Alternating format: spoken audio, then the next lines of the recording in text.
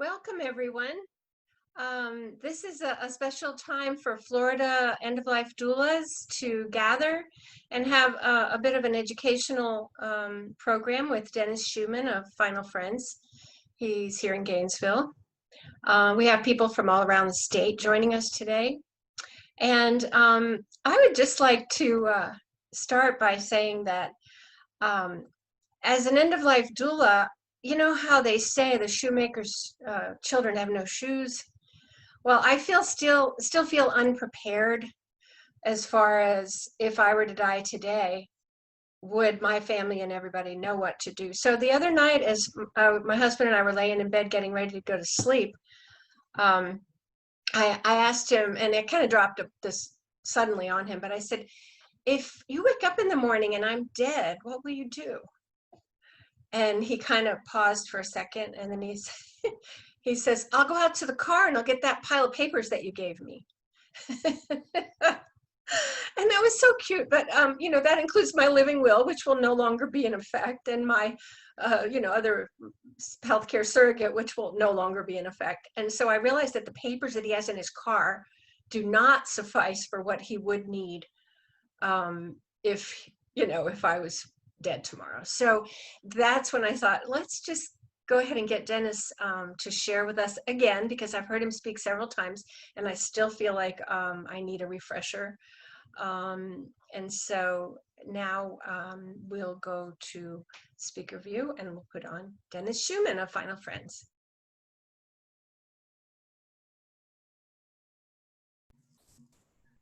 Hi, thanks for inviting me. And I know that I really don't know what everybody really wants to learn today.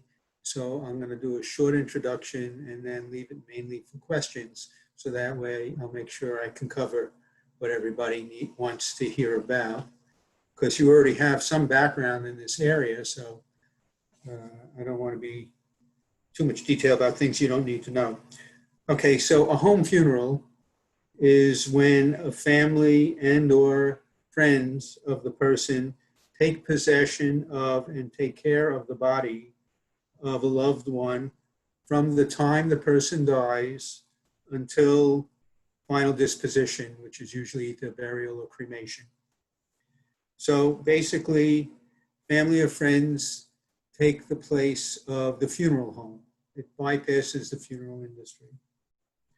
It's very safe, it's very easy, it's very meaningful for everybody involved. That you know probably already. It is totally legal in the state of Florida, and which means that anybody who wants to be handled by a home funeral has that right, whether the people around know it or not. If they don't, then they just need to be educated. It's not a reason to not do it. Embalming, as you probably know, is totally not necessary. The activities incorporated into a home funeral usually will be the previously expressed wishes of the deceased and the preferences of the family and friends. So, it could mean having the body at home for a while, but not necessarily. It could just be transporting a body from, say, a hospital to a burial ground. That's the basic idea of what a home funeral is. So I'm going to go over a few key points in it. To have a home funeral, you work with a particular office called the Office of Vital Statistics in the Florida Department of Health. And every county has its own Office of Vital Statistics, but it's a state office. So laws apply to all the counties, they're the same laws. Now, if a person who is still alive knows they want to have a home funeral, they can put it in writing that they want to have a home funeral and put in writing who they would like to be their acting funeral director. So the acting funeral director is part of the legal hoops that you jump through. One person has to be the acting funeral director. And just like you could have a health surrogate designated, you could have your acting funeral director designated before you die. Our website, finalfriends.org, one page is a legal form to designate the acting funeral director. It was done by a lawyer, so that's an easy way to do it if you want to do that designation. The acting funeral director doesn't really have to know what they're doing as long as they have somebody who does know what they're doing to make sure everything is done in a proper and legal fashion. And that's where our group Final Friends comes in. But anybody who knows how to do it can help a family do it to make sure it's done within the bounds of the law. So one of the things to keep it in the bounds of the law is somebody has to be the acting funeral director, as I said. Now, if a person dies and the family and friends want to have a home funeral, but this, not the deceased never specified what they wanted, that can still be done as long as the person who's second in command, which is usually a family member, but there's a whole line of who would be in charge. If there are multiple, let's say there are multiple children, and the children don't agree as to what should be done, that usually creates a little bit of a mess. So it's best if families get these things clear, especially if they're going to be multiple voices once the person is gone. Okay, another thing besides designating the acting funeral director in advance, which can be done but doesn't have to be done, is to gather the information needed to do the certificate of death. Now, the certificate of death, you're probably familiar with it, but it's a form that looks like this, nice legal paper, 8.5 by 14 inches, and it has to be filled out, and it cannot be filled out by hand, but it's not insurmountable. It can be done on a typewriter, but it has to be done very carefully because whiteout is not allowed. If you make a mistake, it's not valid, and you got to start over from scratch. And you got to get a blank form from the Office of Vital Statistics, and they'll only give you a single form at a time. So you got to be careful. However, in the state of Florida, if you're interested, our group, Final Friends, will do it for you. We can create a full certificate of death for anybody in the state. We don't charge for that service. And, so if somebody wants to do it and they want somebody to do the death certificate for them, we do that. And let me tell you, getting this paperwork done is the biggest hurdle of the whole process. So the way it works is the whole top part to here, the whole top from here to here is biographical information. And that biographical information, it's good to get that information in a file in advance so it doesn't have to be searched for in the last minute, because once a person dies, things get really nuts. So you want to, if possible, have this stuff prepared in advance. And anybody who would like to know what's on here, Final Friends has created a questionnaire that has all the questions to do a certificate of death, and it's a PDF file. And if you just email me or Final Friends, I will send you the PDF file, and then you'll have the information, all the information you will need to acquire to do a death certificate. So that's the death certificate, the top part, the biographical information. The bottom part is what the doctor has to fill in, the cause of death. Now,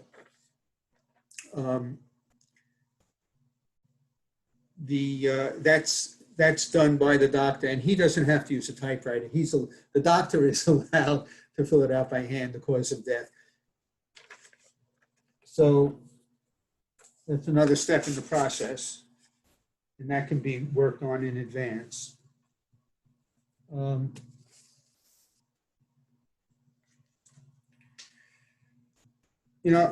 Just for the sake of consistency, I'm going to do the whole paperwork thing, and then I'll talk about some of the other factors. So the way the paperwork works is this. The certificate of death has a lot of information on it, but one of the things it has on it is the date of death. Therefore, it cannot be completed until the person dies. So once the person dies, there's a little bit of a rush to get it done because you got to get it done, and then you got to go find the doctor to sign off on the cause of death. And then you got to, once the doctor signs off on it, when I say you, I'm referring to the acting funeral director. The acting funeral director would have to do these things. So the acting funeral director would then take it from the doctor after it's signed, bring it to the Board of Health, the Office of Vital Statistics. They take it and they give in return another piece of paper called the Burial Transit Permit. So those are the only two pieces of paper you're going to be concerned with, the death certificate, and then when you turn that into the state, they give you the Burial Transit Permit. That piece of paper allows you, or the person who's holding it, to drive the deceased, the dead body, in their personal vehicle. Totally legal if you have this piece of paper. Not only that, but then when you get, let's say, to the cemetery, you give it to the cemetery, and that allows them to bury the person. They cannot bury the person unless you have that same paper. That's why it's called Burial Transit Permit. Okay, that's the paperwork. Now, so, Shanti, you mentioned in the very beginning, what would your husband do if he woke up and you were dead? And the answer is, in that kind of situation where it's like not expected, you got to call 911. You got to call the police. That's the first thing you have to do. Now, it's good to avoid that, and the way you avoid that is if you're under hospice care. If you're under hospice care, you don't have to call 911. You just call hospice. But now, of course, if a person dies in a hospital, there's no problem. The doctor in the hospital will sign the death certificate. If the person dies at home under hospice care, no problem. The hospice doctor will sign the death certificate. But if the person dies at home for no reason, who's going to sign the death certificate? Nobody knows the cause of death. Therein lies the problem, which is why you have to call the police, because it's possible you were killed. That's, they don't know, nobody knows. It might have been, something like murder. So what happens is the state, if it's not clear why a person dies, the state takes possession of the body, goes to the medical examiner, and the medical examiner does what is necessary to determine cause of death. Once that happens, it's usually a little tricky to get the body back and have a home funeral. If you have to try to get the body back from the state, I'm not saying it can't be done, but that would be a huge obstacle.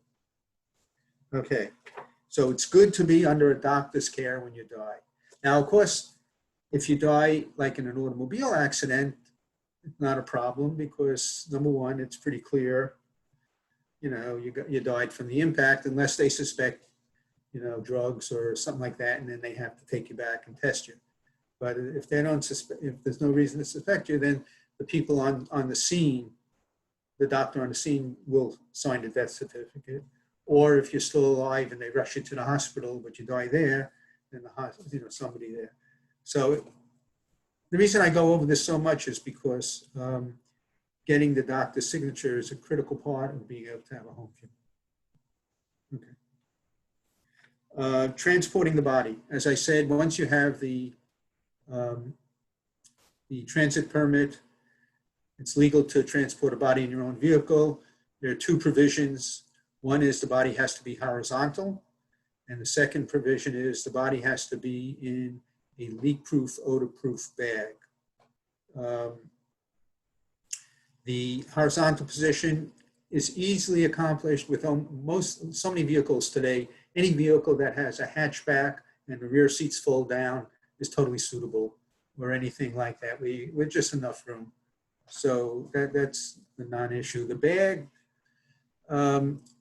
body bags, Final Friends has a stock of body bags. If somebody's going through us, we will sell them for what we paid online for them, which is, I think, like $26 or something for a bag.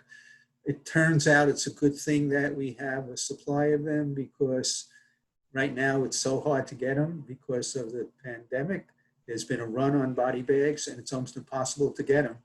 But we have them, and I'd be happy, to share if anybody needs. But you can get them online. That's how I got them, Amazon. They're like emergency bags. It's a plastic bag with a zipper, and it has 6 handholds, 3 on each side. So it makes it really easy to carry a body. So a body bag is required legally to transport the body. However, if you don't have a body bag, you can legally do it with Visqueen, which is, just plastic wrap and duct tape, and do it like you would do a burrito, and then, it makes it leak-proof, odor-proof. You've satisfied the law, and it's legal. A little more complicated, but in a pinch, it can be done that way. So, I said that you need the doctor's signature. The person dies in a hospital, that's pretty easy. However, a lot of places don't know that people have the legal right to take possession of their own deceased. And you might go to a hospital figuring, you're going to do this, and they're going to say, no way. So it's very important to talk to whoever you're dealing with, whether it be the hospice people or the hospital or whatever. Let them know way in advance what you're planning on doing. And if they say no way, then you have time to educate them. And they'll always be educated because the law is on your side. It just sometimes is a matter of time. As an example, last year, there was a woman who died at Shands, and Shands refused. They said it's against their policy and they're not going to allow it. And it took me 2 weeks to change their mind, and they officially changed their policy. Because once I present them with the legal information and I show them that, it's everybody's legal right to do it, they have nothing to stand on. They just didn't know it. It's an unknown. It's like one of those secrets in our culture perpetuated by the funeral industry for their own benefit. By the way, I'm not going to get into detail, but the funeral industry didn't even exist in this country until the end of the Civil War. And it served its purpose during the Civil War, but then stayed around and took over because prior to that, there was only home funeral. There was no such thing as a funeral industry. Okay, so you got to talk to the place, make sure they're ready to work with you. If a place is giving you a difficult time, you could always contact me. If you're planning to have a home funeral, it's very good to let your local Office of Vital Statistics know in advance as well. They're actually on your side. Their handbook tells them to help families who want to have a home funeral. And they may not even know it's in the handbook, but you could always refer them to the handbook and then they can see it. It's right in the handbook. They're supposed to help families have home funerals. But, it's good to let them know in advance. Our local Office of Vital Statistics here in Alachua County, Gainesville, the woman who's in charge, Wendy Simpson, has bent over backwards innumerable times to help families, including coming in on weekends when the office was closed to do the paperwork so people could get their burial done instead of having to wait until after the weekend.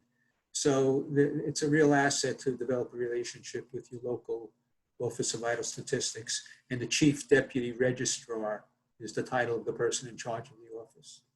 Another other thing I want to say is about how long the body can be at home if the body's at home. Legally, If a person dies, as long as they're buried within 24 hours, nothing has to be done in terms of refrigeration. However, if the person is going to be at home or someplace for more than 24 hours after they passed, then refrigeration has to be employed. And in the old days, it was done with dry ice, and dry ice is still totally viable way of doing it, but it's a little more difficult. You got to find a place that sells it. You got to transport it. You got to worry about not getting burns, and it gives off CO2 in a room. So there's something better, and that's called Techni Ice. And Techni Ice is something that you can buy online. It comes in big sheets like that. It's flat when you buy it, and it's delivered flat. But when you get it, you put it in water and it puffs up. It becomes, much thicker. And then you take it and you put it in the freezer. It's like a high-tech gel pack. And what we do now, we have a dozen of them, and we used to loan them out to people, to families, because they're reusable. And then after they didn't need them, they return them, and the next family would use it too. Obviously, with the pandemic now, we're not doing that. But they're very inexpensive. I think a dozen of these sheets cost maybe about $30 or $40. And you can get them online. It's called Techni Ice, TECHNI-ICE. And there are other versions of it. I can't attest to the quality. This is the original, and I know it's good, Techni Ice. It has the same thermal characteristics as dry ice. So it's not just another thermal gel pack. It actually has the same, so it keeps the body colder much longer. And by having a dozen of them, you use 6 on the body and 6 stay in the freezer. And every once in a while, when you need to, you switch them out. Maybe more so in the beginning, but once the body gets cold, you don't have to even switch them that often because the cold stays in. When you have a body in the home and you're trying to keep it cold, you put these, they're puffed up, you put them in a pillowcase so it doesn't give a skin burn, and you put them just on the torso and the head, but you don't have to worry about the arms and legs. It's just the torso where you have to worry about the tissue breaking down, decomposing too soon. And then you put like blanket or something over the whole thing, so that keeps the cold in and helps keep the person cold. And of course, it's a good idea to keep the air conditioning in the house as cold as possible as well. And doing it that way, that's more than, if it's more than 24 hours, and that's good up to 3 days. You can keep the body at home for 3 days using that legally. Final Friends does all this for free. And one of the reasons we do it for free is because it's a public service. But the other reason we do it for free is if we charged a penny for anything we do, we would be practicing like a funeral director without a license. And we'd be in jail or whatever they do to you. But so the way to avoid having any legal problems in a home funeral is there has to be no money involved, at least in the home funeral part of it. And that's why you would never want to be the funeral director for somebody. That would make you probably in a funny position legally. But if it's a family member or a friend, a close friend of the family, and they're the ones who are the acting funeral director, then even if you're giving them advice, if you're not charging for that advice, then then you should be legally fine to help a family have a home funeral.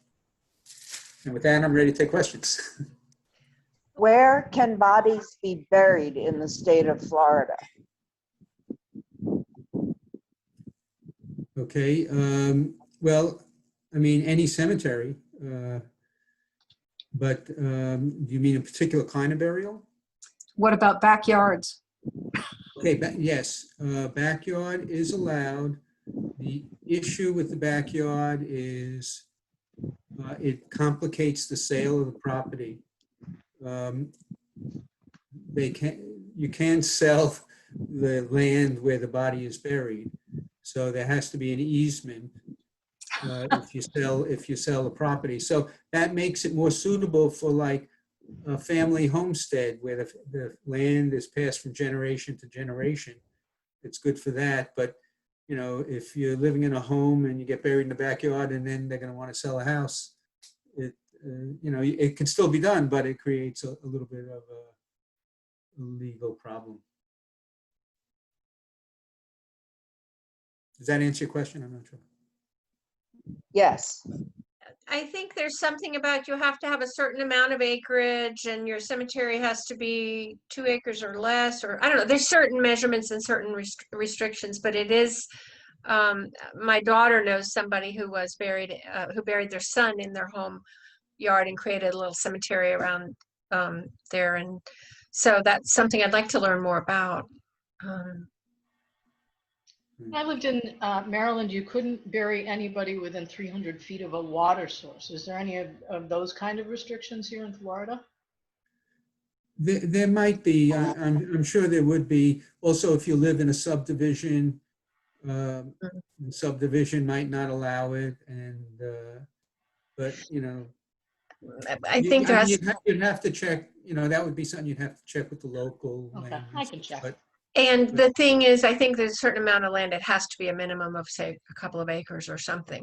But I went to code enforcement and he knew nothing.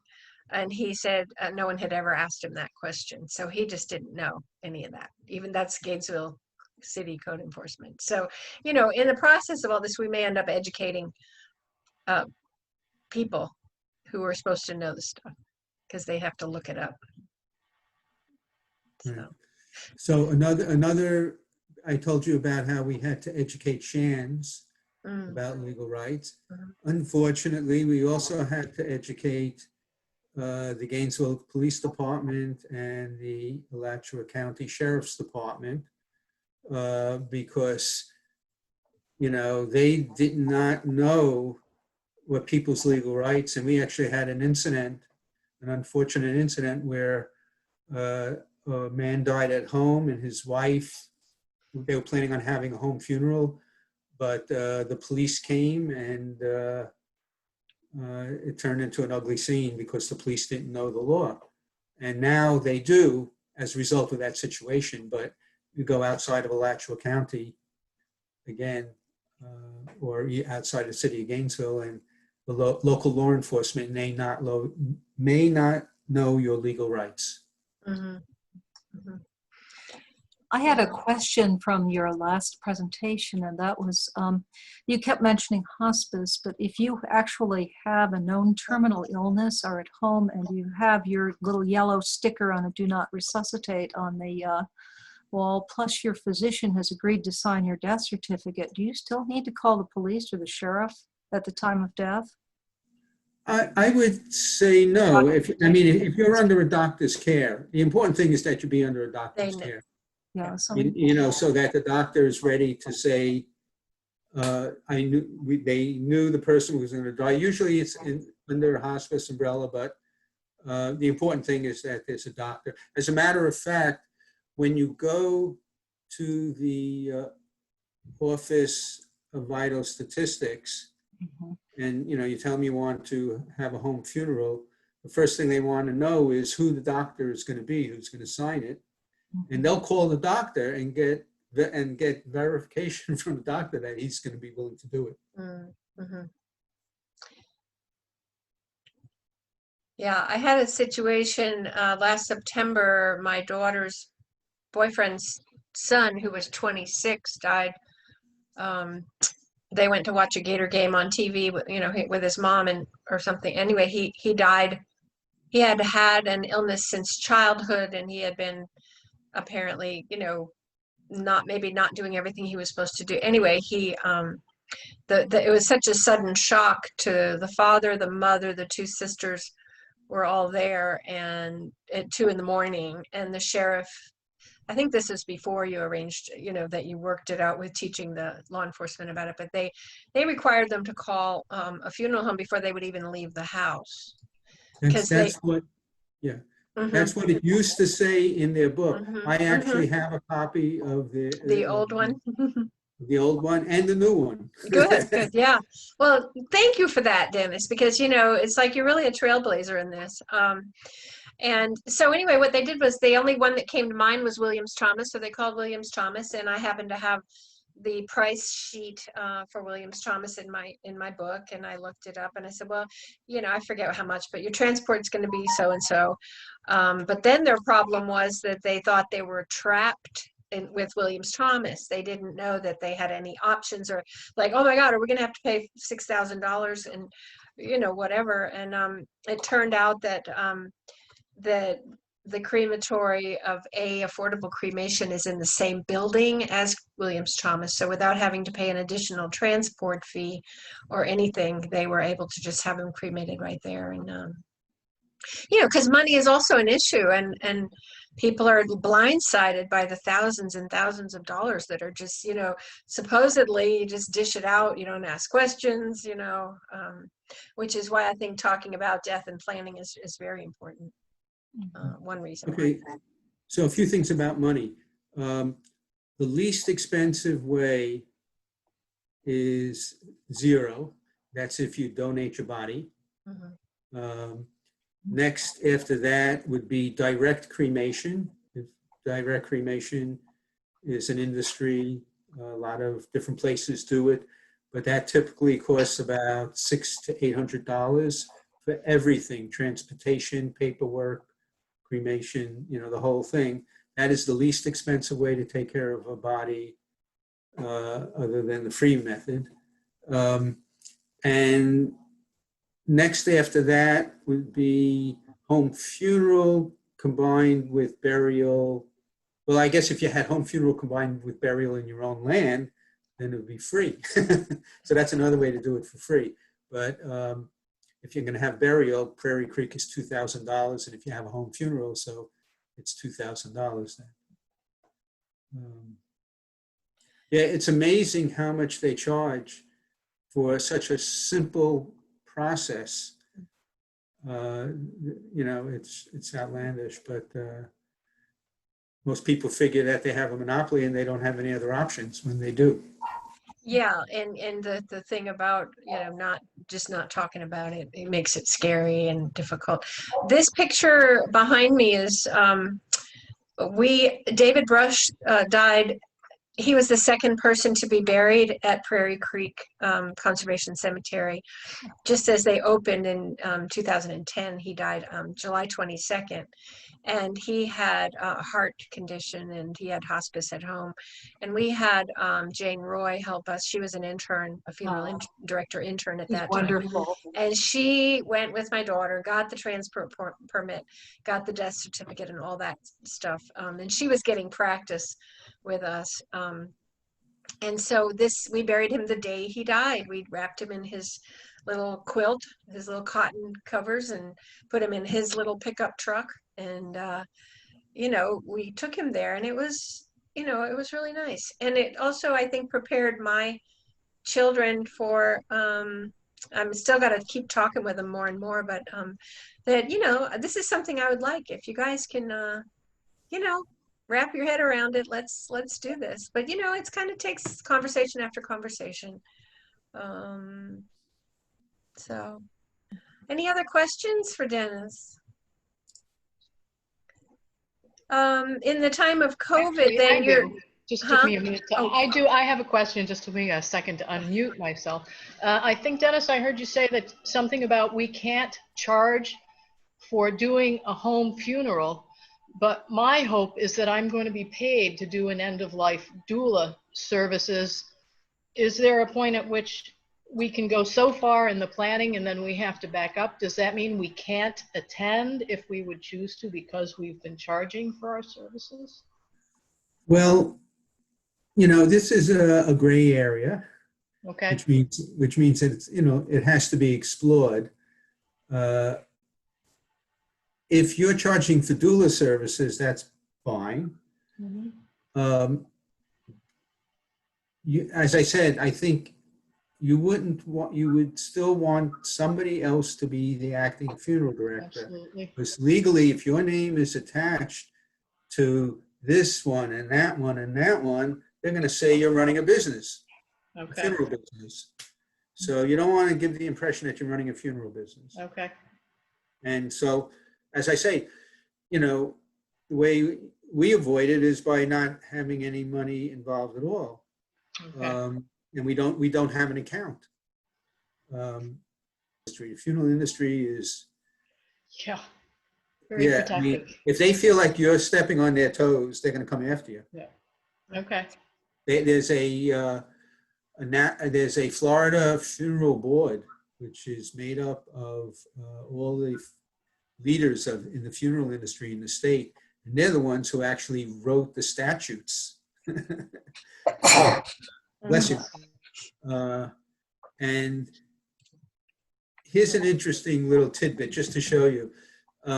I have a copy of the Office of Vital Statistics handbook, and that's why I know they tell them to help families who want to have a home funeral. But in that little section of how to help a family have a home funeral, they have the phone number of the funeral board, and they're supposed to tell the family to call the funeral board to find out how to do it. That's not going So to the family then calls the funeral board, and I've called the funeral board that number. The first thing they tell you is it's against the law, you can't do it. And then you say, but it's not against the law. They say, well, we say it is. Lee, But, if you want to say something, you're muted. I heard. Oh, okay. Yes, Mary. Dennis, how many volunteers do you have through Final Friends, and how does one become a volunteer for Final Friends? Doulas probably are not interested in that question, but I pass it on. How do you know we're not? Well, to tell you the truth, Final Friends has become a little bit defunct in terms of our group because of the virus, because of the pandemic. Like, we're not doing any hands-on. And so basically all I do is talk to people on the phone, give them information, walk them through the process on the phone. I'll do the death certificate for them, which I'll either, FedEx to them, or they can come to my house and I'll hand it to them in the driveway. But, I'm doing social distancing, so I'm not doing any hands-on stuff. But, it's the knowledge of how to do it, and the paperwork is all it takes. We help with the paperwork and we supply the knowledge. Mm-hmm. So if you email me your form about what's needed for the death certificate and anything else you have, I can forward it to our group. Okay. That would be great. But Freddie Johnson at Prairie Creek called me about 10 minutes before the meeting saying that there was a woman in Orlando who wanted somebody to be buried at Prairie Creek, the person, and but they can't afford how much it costs for a funeral home to drive from Orlando to Gainesville. It's a huge amount of money. It is. Yeah. But if you do it in your own car, then you just gas. So all it takes is to be able to have the paperwork. So so I'll just do the paperwork and FedEx overnight it to her. She'll bring it in to the Office of Vital Statistics where she lives, get a transit permit, put the body in the car, and drive up to Gainesville. Wow, that is such a great service. That's perfect. Isn't it sweet? Yeah. I just feel so much gratitude in the room for what you do, and that you're just motivated out of your inherent intelligence and sensibility to take this role in our community. And just Right. Well, I was volunteered for the position. by who? Freddie Johnson. Oh, See, really? Freddie Johnson wanted to do it, but realized It's that too much. he would be in a legal qualm because if he both did the cemetery and home funeral. Well, yeah, and he'd be so super busy. Well, no, it wasn't just the busy, it's the legality of it. And he Oh, didn't want to okay. do anything that would interfere with the legality of Prairie Creek. Right. So he asked me if I would do it. And he happened to ask me at a good moment. So I said, yes. Oh, Very yeah. glad he did. That's- Yeah. You know, I didn't know what I was saying yes to when I said yes. That was back in, I guess, 2012. Oh, wow. Wow. Yeah. Yeah. That's great. Yeah. Anybody else? Any other questions for Dennis? You can go to the website and just find his contact information there, ask questions, and I'll forward anything that I can. What I found on the death certificate questionnaire was a lot of really funny questions about race, and I was like, do they really ask all of those ethnicities? But Yes, I they guess do. it's almost hard to believe, but Right. Maybe that'll change one day, the way they do it. It's not, it doesn't look good, but that's what it is. so, Well, I want to thank you for sharing this with us. I really appreciate it. I learned a lot. Thank you. Great. Yeah, Glad to help. definitely. Thank Me you. too, and I'm really impressed at your work at Shands, because I worked for Haven Hospice, but at Shands, so, and getting the police and the sheriffs hopefully on the same page, at least more on the same page than they were. So good for you, and thank you. And this has been very informative, so thank Right. you. Okay, just to give you a little more detail about that, the new sheriff's brochure that every deputy has, it tells them what to do in a situation where there's a death, Nice. you know, and it tells them step by step. It used to say you can't leave, even if you know there's no foul play, you can't leave until a funeral home comes. Now it says the family has a right to keep the body themselves, and a funeral home does not have to. Hallelujah. That is Thank from you. the sheriff. Thank you. Nice, yeah. Now I just want to say, we sent the same information. We sent that information that happened. We sent that to Tony Jones. Jones. And rather than responding and saying, oh, thank you, we'll update it, he sicked his lawyer on us. And so Who is his- this? The police chief, Tony Jones, Oh yeah. my gosh. And the lawyer is saying it's not legal. Uh-huh.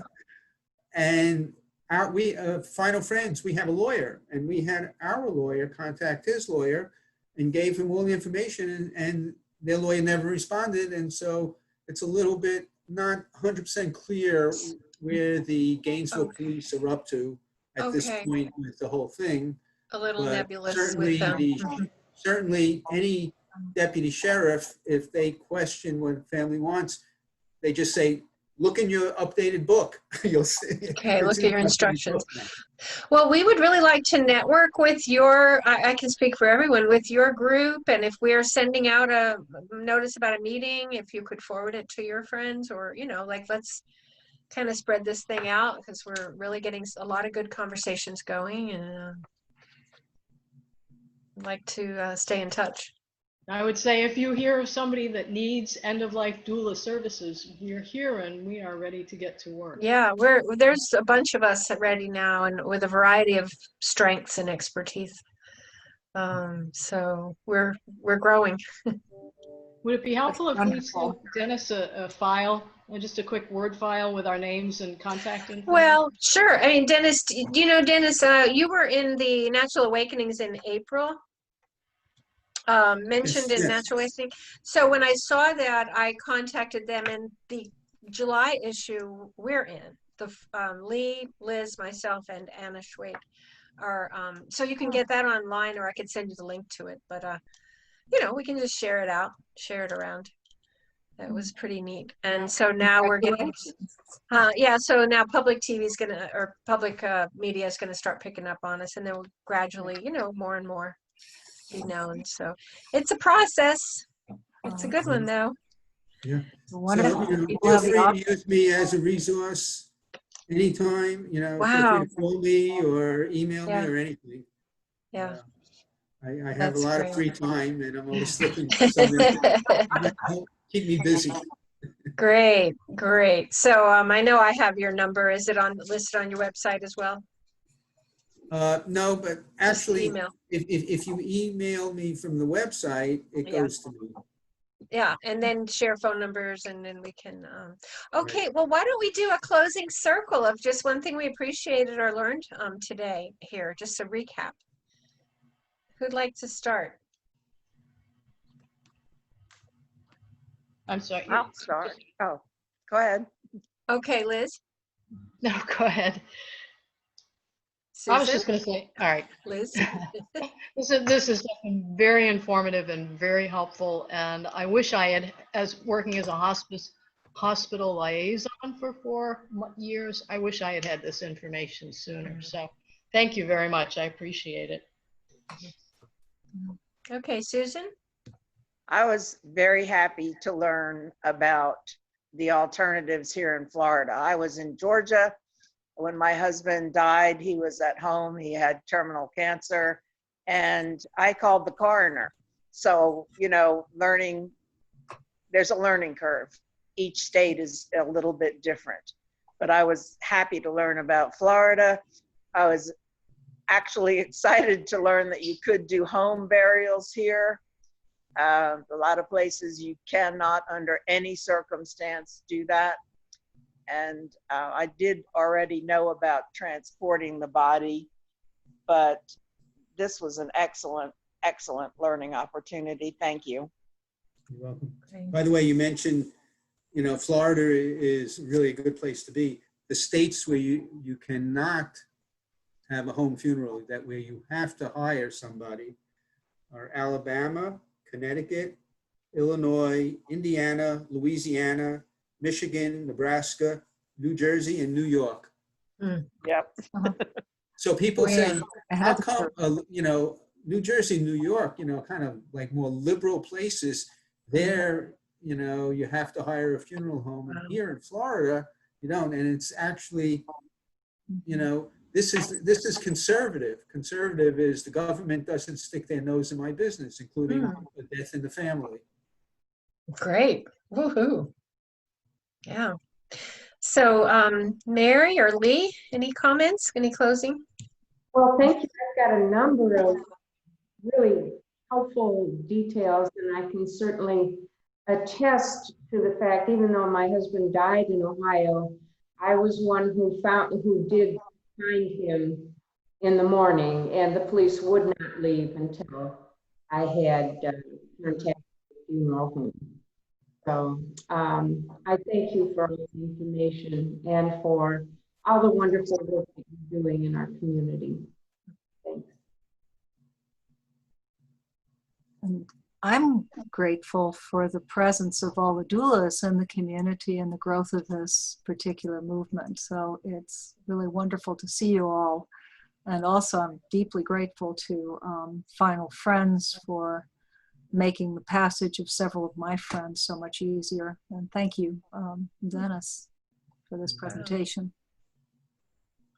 Great. Yeah, ditto to all of that. I'm just so feeling like we have such a team going on here, and all the different parts coming together. So thank you so much for your work. And I'm so glad we were able to record this and we can share it with friends. All right. Thank you all. Thank you. Good night. See you soon. See you later.